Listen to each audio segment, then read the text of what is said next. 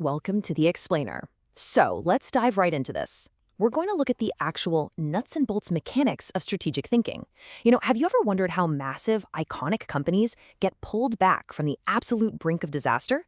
Well, spoiler alert, it is almost never magic, and it's definitely not luck. It really all comes down to how leaders think, how they spot opportunities, how they anticipate threats, and how they make long-term plans. In this explainer, we're going to decode the specific daily habits and frameworks that top executives use to pull off some of the greatest corporate turnarounds in history. Here's what we're covering today. First, the myth of gut instinct. Second, the strategy framework. Then we'll look at 3 massive case studies: Apple and the power of allocation, Ford's focus on action and facts, and IBM's shift in culture and acumen. Finally, we'll wrap up with building strategic habits. Okay, part 1. The myth of gut instinct, structured thinking versus intuition. We hear this all the time, right? This idea that legendary business success comes from some mystical gut feeling. We really love to romanticize the lone genius making a snap judgment that literally changes the world. But is that actually how top executives make high-stakes choices? Do successful CEOs really just rely on their gut when billions of dollars are on the line? Well, a major study out of CU Boulder looked at 262 Harvard Business School alumni who are currently serving as CEOs. And the data? It completely busts the myth. The reality is that the CEOs leading the largest, fastest-growing companies absolutely do not rely on gut instinct. Instead, they use a highly structured, evidence-based approach. They're proactively identifying problems, coming up with multiple solutions, and, crucially, testing their assumptions with hard data. So, structured thinking beats gut instinct, hands down. Moving on to Section 2, the strategy framework, the 3 pillars. So, if it's not a magical gut feeling, what exactly is this learnable, structured approach? Well, according to Rich Horwath of the Strategic Thinking Institute, becoming a better strategic thinker really boils down to 3 core pillars. First up is acumen. This is basically how you think, your context awareness, and your insight. Second is allocation. That's how you plan and focus your resources to actually get a competitive advantage. And third is action. This is what you literally do, the day-to-day collaboration and execution that takes a strategy from a piece of paper and makes it real. Management scholar Henry Mintzberg hit the nail on the head here. He says strategic thinking is about connecting the dots rather than finding the dots. I love that. It's not about endlessly hunting for brand new data. It's about synthesizing what you already have, the information, the experiences, the hard metrics, into one clear, unified vision. Section 3. Apple, the power of allocation. Let's actually look at this framework in the wild, starting with Apple and the power of allocation. Picture it. It's 1996, and Apple is an absolute mess. They're staring bankruptcy right in the face, drowning in this overburdened, super confusing product portfolio. Now, when Steve Jobs returned, he didn't just invent the iPhone on a whim. No, he applied ruthless 80-20 thinking. He looked at the data, realized only a tiny fraction of their products were actually making money, and decided to massively shrink the company's scale. He focused purely on a core that could survive. To put that into perspective, this is what aggressive allocation looks like. Jobs took 15 desktop models and slashed them down to just 1. He killed all the printers and peripherals. He cut the laptop line down to a single model. He even took their national distributors from 6 down to 1 and moved almost all manufacturing offshore. By stripping the product line down to its absolute bare essentials, he cut inventory by over 80%.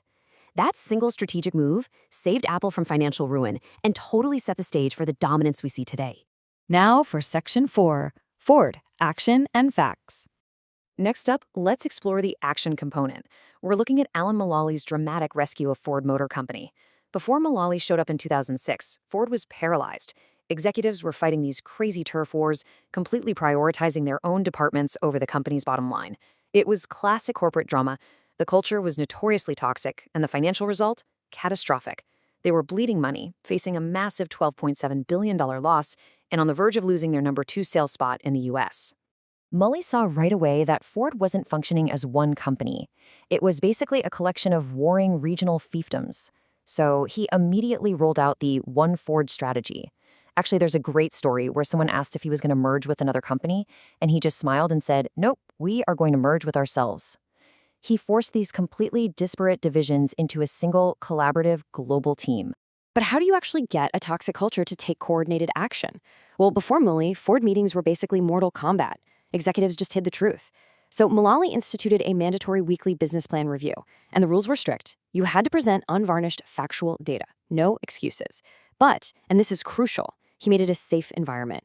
If someone had a problem, Mullally would look at the team and say, he has a problem. He's not the problem. Who can help him? He totally flipped the script, tying executive pay to the whole company's success to force real teamwork.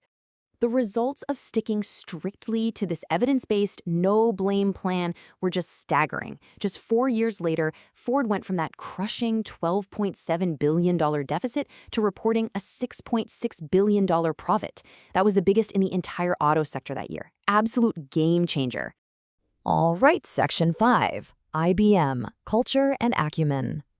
For a final case study, let's look at acumen, specifically how Lou Gerstner completely transformed IBM in the 1990s. Back then, IBM was hemorrhaging cash. Industry experts, insiders, basically everyone was screaming for the company to be broken up into smaller, manageable pieces. But Gerstner used his strategic acumen to see the board differently. He realized IBM's true, unique competitive advantage was its massive scale. Customers didn't want the headache of a dozen different suppliers. They wanted one integrator. So he shifted IBM from this fragmented proprietary dinosaur into a unified, customer-centric powerhouse built on open standards.